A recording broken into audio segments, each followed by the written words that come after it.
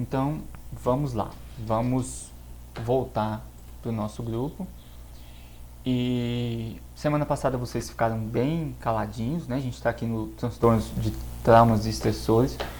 Gostaria da colaboração de vocês, assim, para a gente poder caminhar juntos. Quem tiver com dúvida, fica com dúvida não, gente. O grupo, vocês estão aqui, então o grupo é para isso mesmo.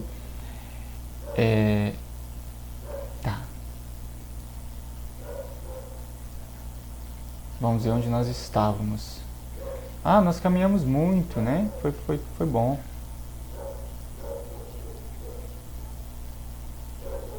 Vocês se lembram o que a gente viu na semana passada? Vou recapitular aqui rapidinho, tá? Transtorno de estresse agudo, vamos começar aqui, ó. Transtorno de estresse agudo quando eu tenho aí de 3 a 30 dias após o trauma. Depois dos 30 dias que passa para TEP, transtorno de estresse pós-traumático. Então ali nas definições a gente está trabalhando só com transtorno de estresse agudo, porque aí se passou de 30 dias que vai ser TEP. O transtorno de adaptação ele é com relação a um estressor, né? Que são os que nós vamos ver. Transtorno de apego reativo e de interação social desinibida é com relação ao vínculo, ao apego, a figura de apego. Esse a gente não vai trabalhar ele aqui não, tá? Aquela diferença que nós fizemos entre os tipos de estresse, vocês se lembram? Estresse de vida, estresse situacional, né? Aquele corriqueiro do dia a dia, e uma condição crônica de estresse. Estresse de vida, por exemplo, um falecimento, né, de um ente querido, um estresse situacional, o trânsito da segunda-feira, um estresse crônico, minha relação conjugal adoecida que eu tenho suportado lá há 20, 30 anos. Então, ele não é um evento de vida, mas ele é uma condição crônica, que é bem diferente ali de uma situação corriqueira, que é estressante, né? Eu estou o dia todo no computador, é estressante, mas é uma situação corriqueira. E ela vai me gerar um tipo de adoecimento diferente. Bom, vocês se lembram do que a gente viu semana passada? Como que está o grupo aí?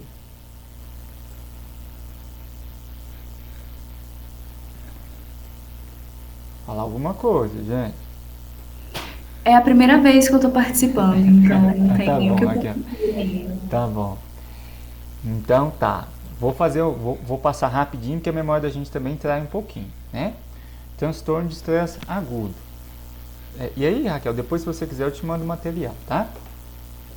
A gente tem a exposição a episódio concreto ou ameaça de morte, lesão grave ou violência sexual. É trauma, né? Lembra a diferença de estresse e trauma?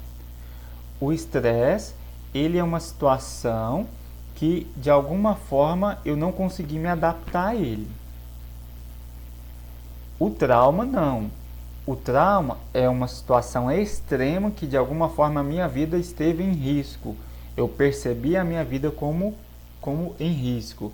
Trauma, um acidente de carro, um abuso, situação de abuso, uma situação de guerra, um assalto, né? Eu não estou ali com a minha vida em risco. Então ali tem uma situação que pode ser traumática.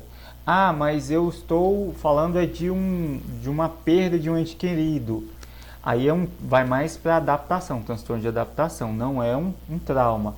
Ele é um estressor muito forte que você não conseguiu lidar com ele. Então nesse primeiro momento aqui a gente vai falar dessa situação mais ligada ao trauma, né? Então vivenciou diretamente o evento traumático.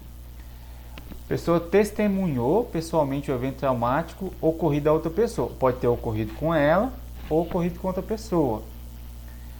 Ou eu saber que aquele evento traumático ocorreu com um membro da minha família, uma pessoa próxima. Ser exposto de forma repetitiva ou extrema a detalhes aversivos do trauma. Por exemplo, as pessoas que trabalham com a saúde, né? Um socorrista ou um psicólogo que trabalha muito com questões de abuso sexual, constantemente ele está sendo exposto a situações traumáticas. Isso pode desencadear um transtorno de estresse pós-traumático nele? Pode. Transtorno de estresse agudo? Pode. Aí aqui passando de forma rápida, tá? Tá, aí aqui vamos lá pro critério B, que é o que é o mais interessante, assim, de pontos que a gente precisa se ater, né? Então, a presença de 9 ou mais dos seguintes sintomas dessas categorias, que intrusão, a gente vai ver o que é intrusão, pensamentos intrusivos, humor está negativo, houve dissociação, memória dissociativa, esqueceu uma parte ali do ocorrido, comportamento evitativo, ele não passa mais pelo local lá que ocorreu o acidente, excitação, né? O ataque de pânico é o que? Uma excitação autonômica ali que está acontecendo. Então essas são as categorias que precisam estar presentes para que eu consiga diagnosticar como transtorno de estresse agudo até 30 dias e TEPT após 30 dias. Vamos lá, a gente vai falar um pouquinho sobre elas e algumas a gente já viu na semana passada e a gente vai passar novamente rapidinho. Sintomas de intrusão. Isso aqui é até interessante a gente repassar, que quando a gente for falar sobre o toque, a gente vai ver sobre sintomas de intrusão. Lembrança angustiante recorrente, involuntária e intrusiva do evento traumático. Intrusivo é o quê? Invade sem a minha permissão, dribla a minha vontade. Eu não quero pensar, mas eu estou pensando e aquilo me gera uma carga angustiante muito grande. Criança, repetição na brincadeira, né? Sonho, eu tenho a repetição do trauma nos sonhos. No caso do TEPT, o sonho ele funciona como um reforçador do trauma, porque ele constantemente ele me traz novamente aquele trauma ali, aquele evento traumático. Reações dissociativas, que é o que? Aquele flashback. Quando a gente fala de flashback, a gente está falando de reviver na consciência a situação traumática. Eu revivo assim, eu sinto o cheiro ali da gasolina no acidente, eu ouço aquele barulho das pessoas falando, é um flashback, eu retorno à situação. Por isso que ele é dissociativo, eu saio do meu momento atual e vou. Quando a gente fala em flashback, a gente está falando muito de alteração sensoperceptiva, né? A sensopercepção, ela sofre uma alteração. A pessoa ela revive o momento de forma vívida. E aí aqui está a memória dissociativa, né? A pessoa esqueceu uma parte lá do relato, ou ela só tem angústia e o relato dela que ela te traz na clínica não tem trauma, ela não fala do trauma, ela só sente uma angústia não identificada, não tem uma origem, porque talvez ela possa ter suprimido da memória a parte do trauma, porque ela não conseguiu se adaptar a ele. Sofrimento psicológico intenso ou prolongado, reações fisiológicas, né? Isso que a gente viu semana passada. Humor negativo, incapacidade persistente de vivenciar emoções positivas. A pessoa está deprimida, a pessoa está para baixo, angustiada, né? Então, se o humor dela é um humor característico de um quadro depressivo. Pode entrar em um quadro depressivo como comorbidade? Pode sim, né? Pode entrar em um quadro de ansiedade como comorbidade. Viu lá no slide anterior falando de excitação autonômica e de agitação? Pode. A queixa dela pode ser ansiedade lá na clínica? Pode. Pode ser a depressão? Pode. Porque há uma comorbidade muito grande entre eles. O diagnóstico diferencial aqui no DSM, ele é um transtorno que está colocado após esses transtornos, justamente por isso, né? Porque ele tem uma relação muito íntima com depressão e ansiedade. E aí, pessoal, tranquilo até aqui? Vocês estão se lembrando disso aqui? Beleza. Beleza, né? E aí, assim, ó, não entendi muito bem. Pergunta. Quem fica calado vai perguntando. Sintomas dissociativos. A gente vai falar de transtorno dissociativo, tá? Mas aí a dissociação, ela pode ser tanto uma ruptura do self, eu deixo de ser eu aqui e volto lá no acidente, ou pode ser uma dissociação da memória, né? Então, esses são os dois pontos de dissociação.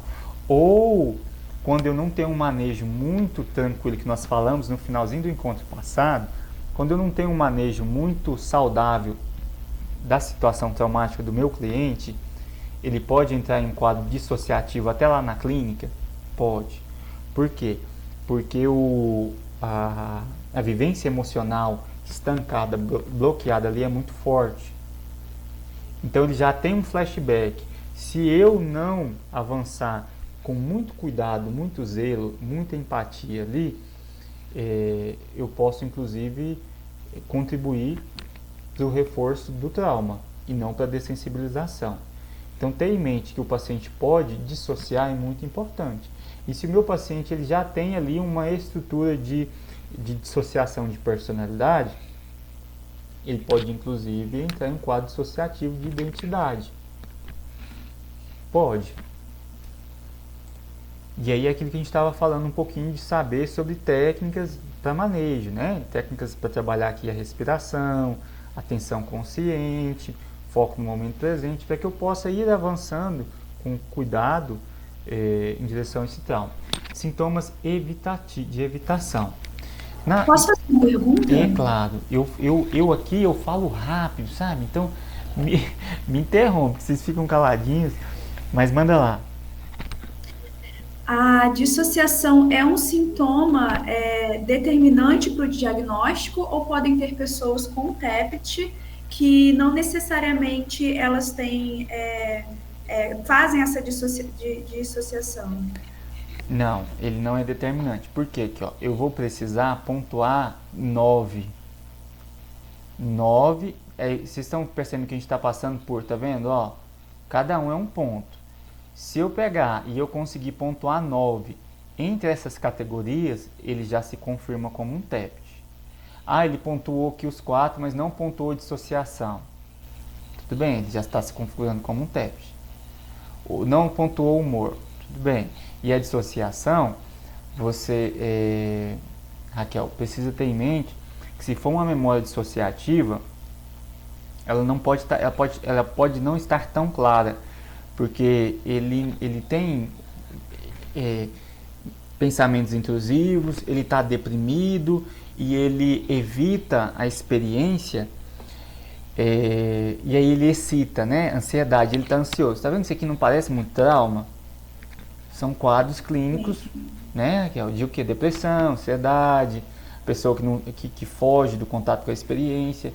Aí já pensou se ele não te relata um trauma? Você vai saber? Não. Você falando assim, me trouxe a memória de que pode até ser um transtorno difícil de se diagnosticar e às vezes tratado de forma errada, né? Por exemplo, tratar um transtorno de depressão, um transtorno de ansiedade, e eu não falo nem só da psicoterapia, mas também da medicação. Apesar de que a medicação do TEPT e dos transtornos de ansiedade, algumas são as mesmas, né? Mas é isso. Não, muito bom. Muito bom. Acontece na clínica muito assim, às vezes você começa a caminhar e lá na frente você chega na origem infantil, né? Porque o trauma geralmente ele está um pouquinho mais recuado. Agora, se for alguma coisa mais recente, né? Um acidente, alguma coisa assim, então se for um abuso sexual, por exemplo, sofrido lá na infância, se ele está dissociado, pode ser que a pessoa não tenha lembrança dele. E aí, com o processo psicoterápico, ele vai relembrando algumas questões que elas vão conseguindo vir à superfície ali ao nível da consciência, e chega um ponto que você percebe, poxa, na base tem um trauma. Então, quando você fecha, você, poxa, isso aqui está praticamente um transtorno de estresse pós-traumático. Só que ele não estava, a princípio, tão evidente, né? Então, o que eu preciso? Eu preciso ter um conhecimento assim, claro do que são os sintomas, e fazendo o manejo né? Que eu vou fazer um manejo com o quê? O que está mais pertinente? São sintomas intrusivos? São pensamentos? Eu vou precisar fazer manejo aqui mais com relação a quadros de obsessão?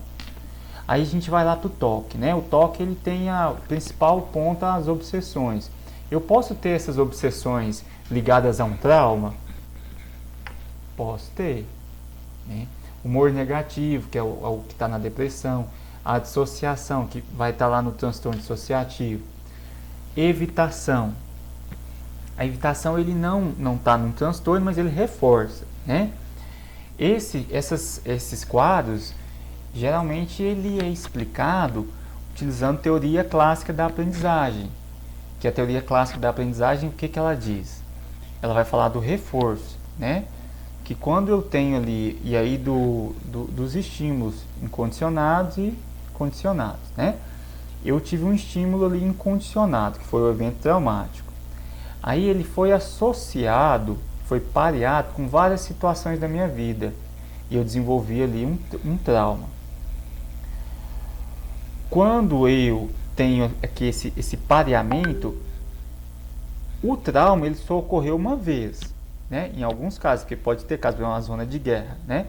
Então, digamos que ele ocorreu uma vez. O trauma não existe mais, o incondicionado não existe mais, mas ele está condicionado. O medo está condicionado.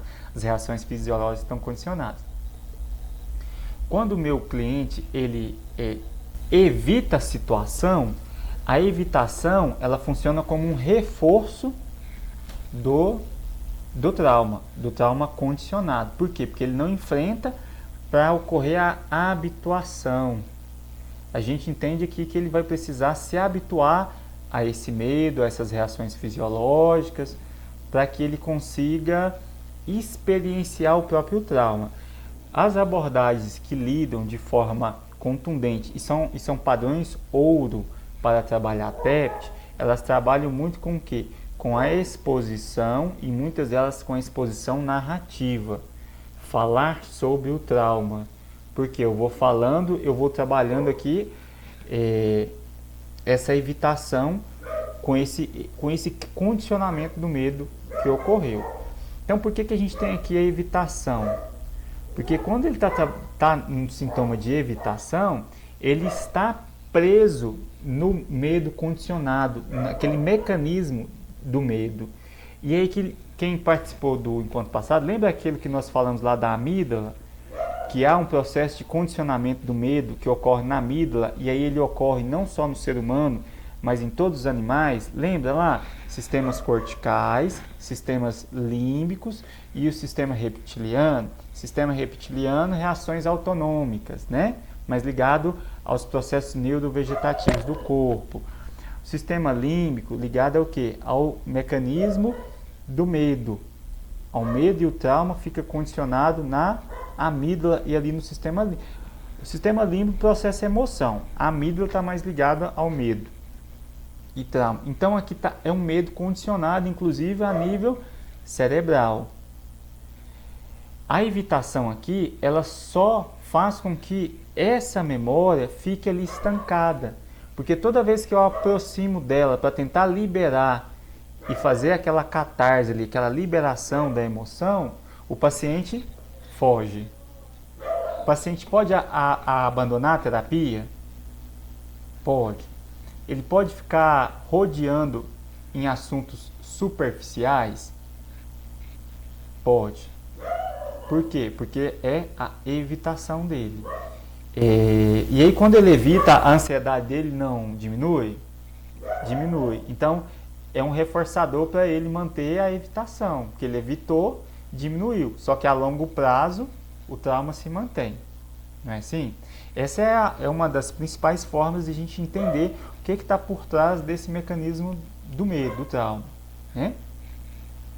Sintomas de excitação. Aí aqui está muito ligado a esse sistema reptiliano, ali o sistema límbico, que trabalha o quê?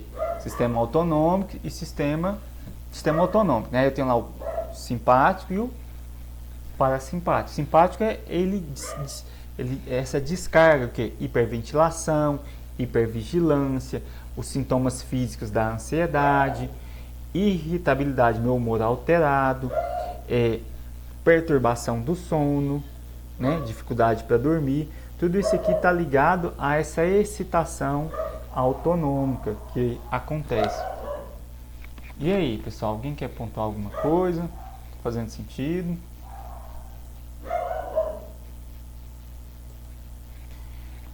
Bom, humor negativo. Esse humor negativo aqui, deixa eu ler aqui para me recordar o que eu coloquei aqui. Aqui eu já estou indo para um outro critério, né? Critério D, alteração negativa em cognições e no humor associado ao evento traumático, começando ou piorando depois da ocorrência do evento traumático, conforme evidenciado por 2 ou mais dos seguintes sintomas. Então aqui eu posso ter no nível da emoção e no nível da cognição. É bom a gente ter em mente, né, essa divisão, assim, que eu tenho, né? Aí depende da abordagem, mas eu vou falar dentro da forma com que eu compreendo, minha leitura da realidade, né? Eu compreendo o sujeito olhando para o comportamento dele, para as emoções dele e para as cognições. Na forma com que eu compreendo, eu não tenho problema aqui com cognições. Então, eu vou olhar o sintoma dele, se ele está um sintoma mais cognitivo, que é o que? Ele está com crenças delirantes, com pensamentos intrusivos, ou ele está mais focado aqui no humor, mais no nível emocional, ou é mais no nível comportamental, comportamentos de fuga, né? A fuga ele é um comportamento. Crença ou expectativas negativas persistentes e exageradas a respeito de si, dos outros e do mundo. Eu sou mal, não se deve confiar em ninguém, o mundo é perigoso, todo o meu sistema nervoso está arruinado para sempre. Essa aqui é uma leitura que ele fez da situação traumática, né?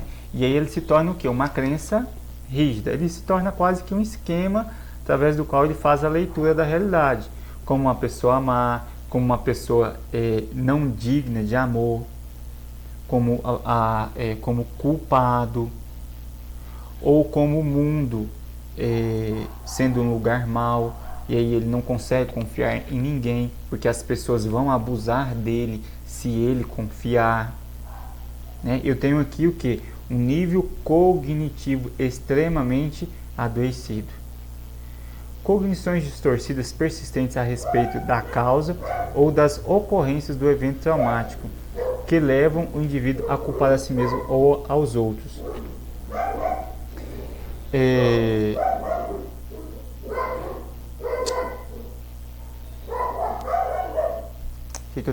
Olha o branco. Tá. Cognições distorcidas. Tá. A culpa, né? A causa. Não sei se alguém já trabalhou com abuso sexual infantil. Não é raro a pessoa que foi abusada ainda carregar para si a culpa. Não sei se vocês já tiveram alguma experiência nesse sentido, mas não é raro, né? Então, assim, ela foi vítima. É claro que ela foi vítima. Ela era uma criança. Além de ter sido vítima, ela ainda carrega para si a culpa. Então aqui há um ponto adoecido, há um ponto de tensão psicológica muito grande. Estado emocional negativo persistente. Medo, pavor, né? O nível emocional. Raiva, culpa, vergonha. Tem algo pior do que sentir vergonha? A culpa, ela está relacionada ao que eu fiz, né? E a vergonha é de quem eu sou. Então eu sinto culpa por ter feito ou ter deixado que fizessem aquilo comigo. E eu tenho vergonha de quem eu sou. Olha que coisa terrível, né? Interesse ou participação bastante diminuída em atividades significativas. Bom, aí aqui é aquela... Deixa eu fechar essa porta aqui que tá muito barulho aqui, só um minutinho.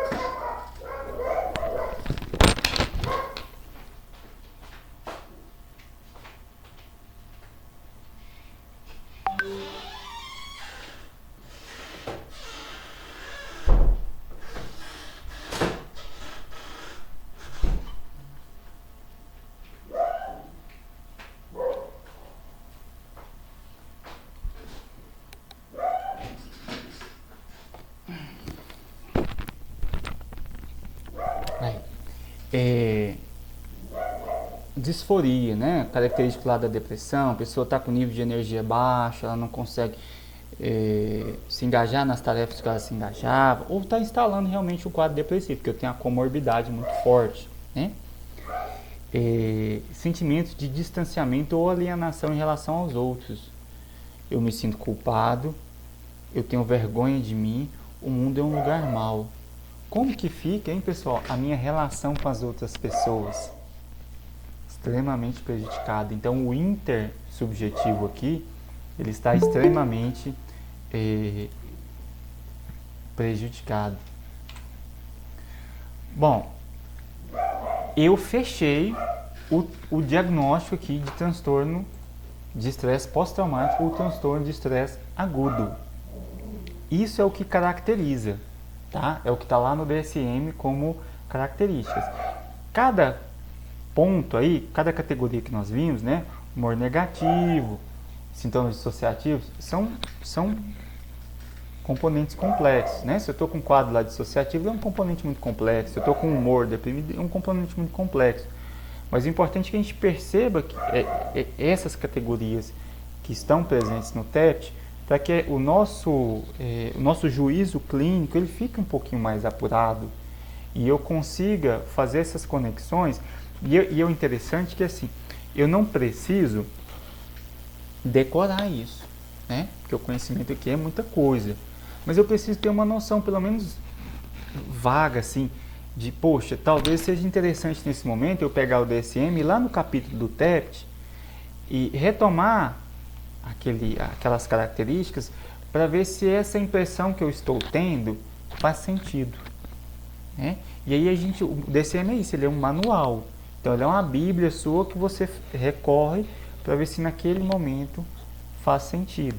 E aí se fizer sentido, dependendo da sua abordagem, ele vai orientar ou não a sua abordagem. Mas de certa forma ele acaba orientando porque ele chama a atenção para esse conjunto de categorias. E aí, pessoal, alguém quer pontuar? Entenderam isso aí?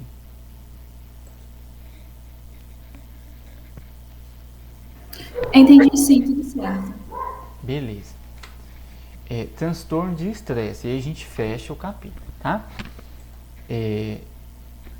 Trauma, estresse, né? Trauma, transtorno de estresse agudo e TEPT. Aí eu tenho que ter uma conexão com uma situação traumática. Situação traumática, vida do indivíduo esteve em risco. Eu não tenho nada disso, mas a pessoa está aqui extremamente adoecida e tem uma relação muito grande com o passado. Posso estar num quadro de estresse agudo? Posso. Deixa eu ver aqui, peraí, acho que eu fiz uma confusãozinha aqui. Aqui, transtorno de adaptação. Deixa eu só voltar esse slide aqui, peraí. Ah não, aqui ainda é continuação. Achei que tinha terminado. Aqui fala do tempo, né? Então, o critério de duração do transtorno de estresse agudo de 3 a 30 dias nós falamos. Sofrimento tem que estar presente. A perturbação não se deve a efeitos fisiológicos de substâncias. O DSM ele sempre traz isso, né? A pessoa tem que estar em sofrimento, o critério de tempo e o critério de que não pode ser causado por uma outra condição médica, uma patologia realmente ou uso de uma substância. Então aqui a gente realmente fechou. Estresse agudo e o TEPT. Agora o transtorno de adaptação. E aqui que a gente começa a falar do estresse. Eu perdi um ente querido e eu não consigo até hoje, depois de lá de 5 anos, lidar. E eu estou extremamente adoecido, com sintomas depressivos, né, ligados a essa situação estressante, a um estressor. Posso estar diante de um transtorno de adaptação? Posso. O transtorno de adaptação ele sempre vai estar relacionado ao estressor. E aí aqui o estressor, vamos recapitular, ele pode ser um estresse de vida, né, uma situação de vida estressante. Pode ser aquela situação cotidiana, corriqueira que você lida, ou pode ser uma situação crônica, né, que tem acontecido com você. Eu dei o exemplo da relação conjugal. Deixa eu só retomar uma questão aqui. E aí, quando a gente vai falar de transtorno de adaptação, aqui essa curva normal, ela é extremamente pertinente, né? Que é a curva normal utilizada para pensar o estresse, a situação estressante de forma geral. Eu tenho uma fase de alerta em que a pessoa está lá, se engaja naquela situação estressante, aquele ritmo frenético de vida. E aí ela percebe que ela está um pouquinho desregulada, que a vida está muito corrida, está difícil. E ela começa a resistir. Ela começa a ter comportamentos de resistência, ela começa a acordar mais cedo, ela começa a tentar dormir mais cedo, ela começa a trabalhar mais no horário de almoço para tentar colocar o serviço em dia. Então ela está tentando resistir. Mas a tensão do estressor continua. E aqui eu estou falando de uma situação corriqueira, né? Constante. Aí chega um ponto que ela está lá mórbida no trabalho, ela está quase na exaustão. Chega um ponto que ela adoece, que ela chega num quadro de exaustão psicológica. Aqui é o que eu disse que geralmente a gente recebe queixa de paciente na clínica nesse quadro de exaustão. Aqui está o quadro de adoecimento no ambiente de trabalho, por exemplo, né? Porque ele se sobrecarregou, resistiu o máximo possível, foi para quase exaustão e aí o corpo não aguenta mais. Aí aqui eu posso ter o quê? Uma ansiedade generalizada, um ataque de pânico, uma depressão. Quantos quadros de depressão que a gente vê falar na clínica que está ligado ao ambiente de trabalho? Né? A pessoa trabalha lá no hospital. Imagina essa época agora de Covid no hospital. Ela está numa situação de alerta constante, resistindo ao máximo possível. Quase exaustão, chega um ponto que ela não aguenta mais. Desencadeou aqui um quadro, por exemplo, de um quadro depressivo. Ligado ao quê? A uma situação de adaptação. Fez sentido? Tranquilo?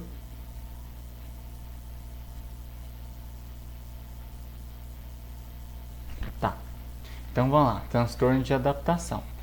Desenvolvimento de sintomas emocionais ou comportamentais em resposta a um estressor ou estressores identificáveis ocorrendo dentro de 3 meses do início do estressor. Então aqui eu tenho um critério de tempo, né? 3 meses depois de estar em contato com aquela situação. Por que 3 meses? Eu não vi aqui na curva normal, fase de alerta, resistência, né? Síndrome de burnout. Síndrome de burnout ela é o quê? É o esgotamento, né? E a síndrome de burnout ela tem o quê? Ela tem suas características próprias, mas o quadro depressivo é muito comum você ver a pessoa num quadro depressivo quando ela está assim. Um psicólogo, por exemplo, um profissional da saúde, né? Que ele lida constantemente com situações de estressante, com traumas, com depressão das outras pessoas, e ele pode aqui configurar o quê? Fase de alerta, está além da capacidade dele, ele tenta resistir, se adaptar, chega um ponto que ele adoece, né? E aí por que 3 meses? Porque eu não tenho essa fase toda de resistência, estou tentando resistir, estou tentando... Por que chama adaptação? Porque entende que eu, enquanto organismo, sou capaz de me adaptar às situações da realidade. O organismo ele não é constituído de forma psíquica e a nível somático, corporal. Então, evolutivamente, o nosso corpo não foi se adaptando. Quando eu olhar para a psicologia evolutiva, eu não fui me adaptando. E tudo que eu tenho, basicamente, é adaptativo. Né? Tanto a nível psicológico quanto corporal, foi selecionado em algum momento. Então eu estou em contato com uma situação estressante. É normal que eu tente me adaptar. E é normal que eu me adapte. Quantos problemas que você já passou aí na sua vida? Não foi poucos, né? E você está aqui. Você se adaptou a muitas situações que você provavelmente não gostaria nem de se lembrar delas. Mas você não adoeceu, não entrou em um quadro patológico, porque você funcionou, você conseguiu se adaptar. No caso do transtorno, por algum motivo a pessoa não conseguiu se adaptar. E aí, por algum motivo é qual motivo? Multifatorial, né? Eu posso ter uma predisposição genética, uma vulnerabilidade genética? Posso. Eu posso ter uma vulnerabilidade criada pelo ambiente social ao qual eu fui inserido, pelas minhas figuras parentais? Posso. os meus modelos foram modelos disfuncionais, são vulnerabilidades que lá no futuro, quando eu estou diante de um quadro de estresse que me coloca em xeque, eu posso não conseguir me adaptar, não funcionar de forma adaptativa, né? Então, por isso os 3 meses. Esse sintoma ou comportamento são clinicamente significativos, conforme evidenciados por um ou mais dos seguintes aspectos: sofrimento intenso, desproporcional à gravidade ou intensidade do estressor, considerando-se o contexto cultural. Por que fala isso aqui? Bom, quando eu estou diante de um luto, de uma perda, é normal que eu sofra, né? E é até esperado que eu sofra, que eu vivencie o luto, que eu chore, que eu elabore aquela dor, né? Agora, passou já 5 anos daquela perda. Então ali já é esperado que eu tenha conseguido elaborar, né? Então por que fala assim, desproporcional? Porque ali, aquela situação, passou aquela fase de que era normal eu ter aquela reação. Mas eu passei daquela fase e eu não consegui me adaptar e eu continuei perpetuando aquela reação de sofrimento daquela situação. Prejuízo significativo no funcionamento social, profissional ou em outras áreas importantes. Isso aqui é óbvio, né? A pessoa adoeceu lá no trabalho, funcionamento social dela não está prejudicado, relação conjugal dela não está prejudicada, entrou num quadro depressivo, desejo sexual caiu, reduziu. Como que fica a relação conjugal? Não vai ter uma implicância? Então há um comprometimento funcional muito grande do funcionamento do indivíduo.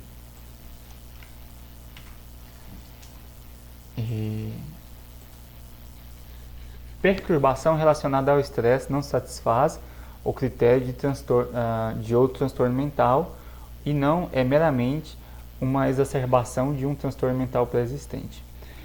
Bom, por exemplo, um transtorno de ansiedade, um transtorno depressivo, que já está lá crônico, instalado, e aqui essa relação com o estressor, ele reflete, na verdade, o outro quadro, uma esquizofrenia, né? Na esquizofrenia eu não tenho lá os sintomas negativos de humor. Tem um tempinho que a gente passou pela esquizofrenia, né? Mas eu tenho apatia, eu tenho depressão, lá. Então aqui não pode ser só manifestação de um critério lá da esquizofrenia. Aqui tem que se configurar um quadro. Aí ele pode ser comórbido, ocorrer de forma, né, conjunta com outro quadro? Pode, mas aqui é em forma conjunta. Os sintomas não representam um luto normal, aquilo que eu disse, né? Não está dentro do que é esperado. Uma vez que o estressor ou suas causas ou suas consequências tenham cedido, os sintomas não persistem por mais de 6 meses. Bom, por quê? Porque ele está ligado ao estressor.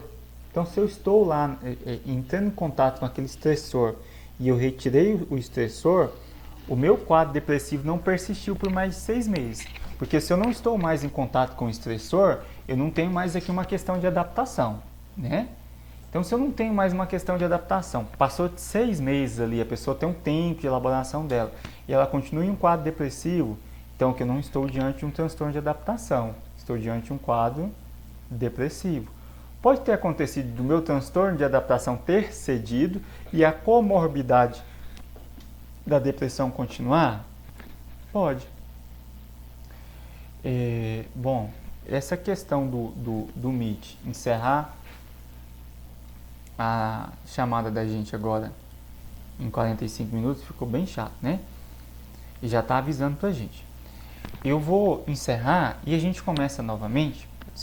Vou encerrar a sala aqui e posto novamente no grupo e a gente caminha mais uns minutinhos, tá bom?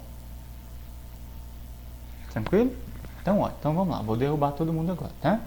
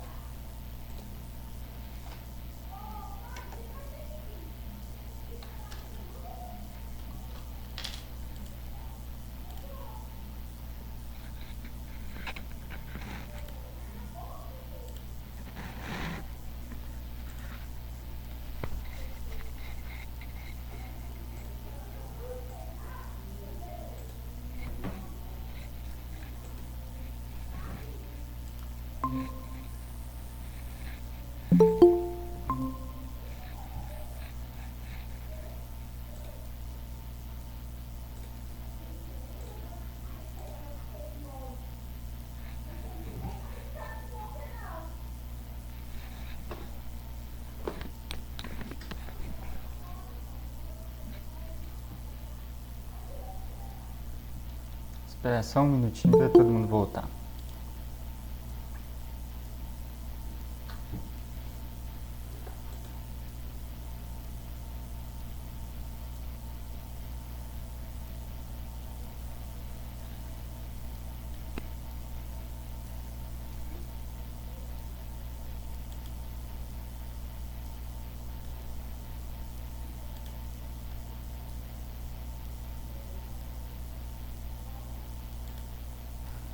Bom, eu imagino que todo mundo tenha voltado, né?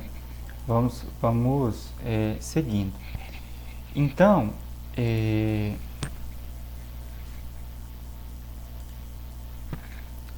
bom, sintomas não representam luto normal, beleza. Uma vez que o estressor, as suas consequências tenham cedido, os sintomas não persistem por mais de 6 meses.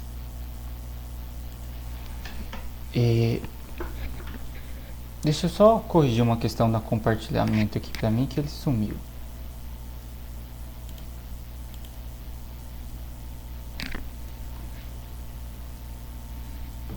Deixa eu ver o que aconteceu aqui.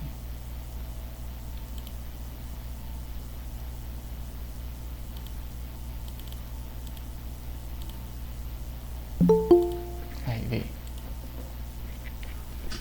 Tá. Então, assim, ó, espera-se que as consequências cessem, né? Se o transtorno já não está, se o estressor já não está mais presente. Bom, e aí eu vou ter aqui os subtipos de transtorno de adaptação. Eu posso ter que,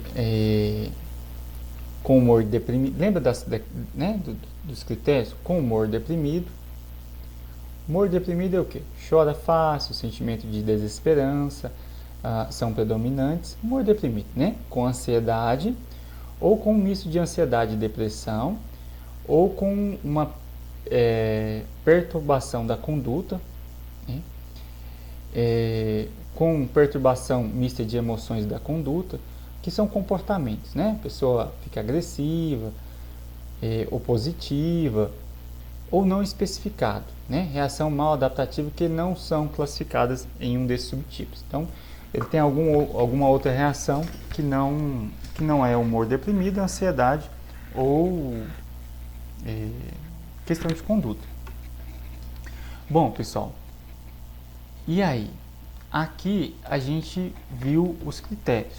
A gente viu todos os 3 critérios que a gente se propôs. Tanto do transtorno de adaptação, transtorno de estresse agudo e transtorno de estresse pós-traumático. A gente viu aquelas questões da parte, né, conceitual, parte biológica, mas de certa forma a gente fechou o quadro do capítulo de transtorno relacionado a um estressor. Aí eu quero ver com vocês assim como que foi para vocês. Fez sentido? Deu para aprender alguma coisa? Como que está sendo?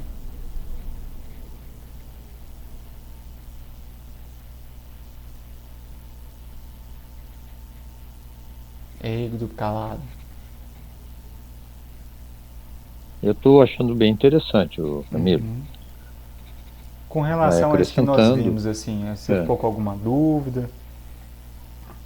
Não, eu acho que são informações, como você falou, que te despertam, né, a percepção, né?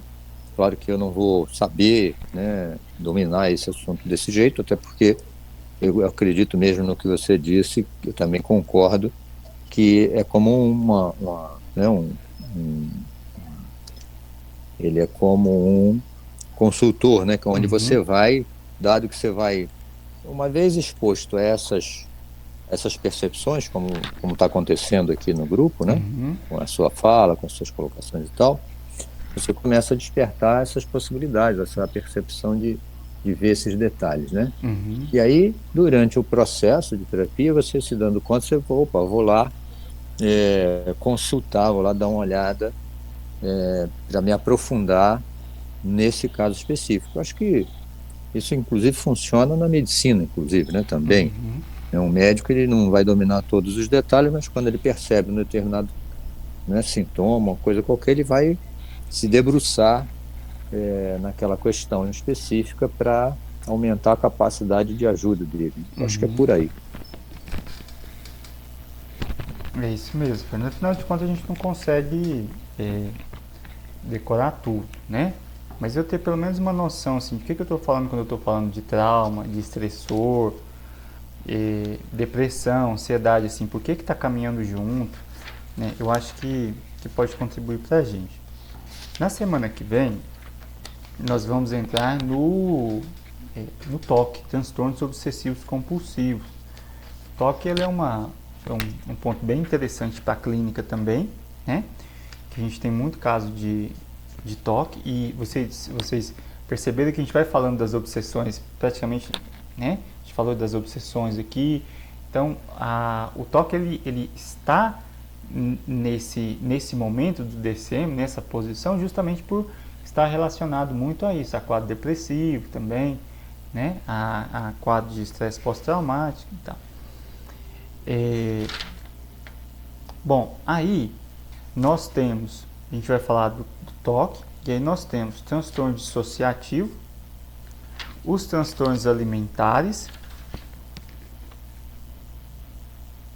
tem alguns aqui, transtorno de eliminação, mas assim, como o DSM é muito longo, a gente vai pegando, depois se sobrar tempo a gente volta, né? A gente pegando os principais. Então, o transtorno dissociativo, ele não tem muito caso na clínica, assim, a gente não se depara tanto. Transtorno alimentar já é mais, né? Então, depois do TOC, eu acho que eu já passo para transtornos alimentares. Disfunção sexual também é mais específico para quem trabalha com questões sexuais, que ele vai trazer as parafilias, né? Transtorno por uso de substância, esse aqui também é bem pertinente para a gente vê muito.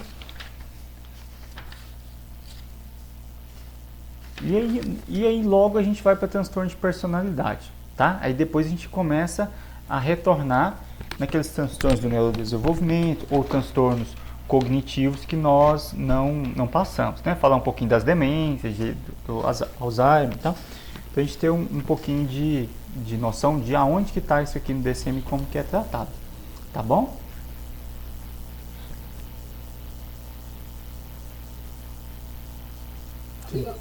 Tá ótimo, Márcio. Então, ótimo. Então, Melhor que isso, é impossível. então hoje a gente encerra e aí semana que vem a gente volta com o TOC, tá?